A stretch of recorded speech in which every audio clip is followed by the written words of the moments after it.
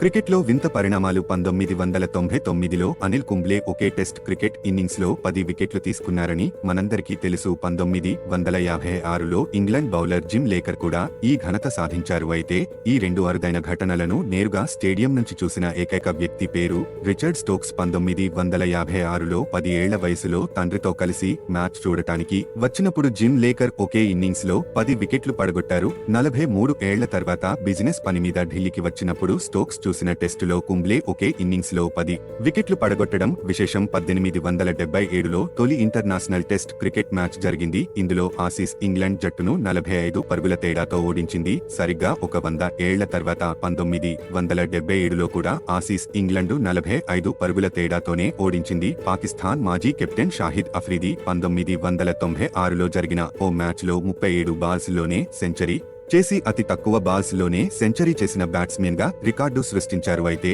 ఆ రోజు అఫ్రిది బ్యాటింగ్ చేసిన బ్యాట్ ఎవరిదో తెలుసా? మన మాస్టర్ బ్లస్టర్ సచిన్ టెండూల్కర్.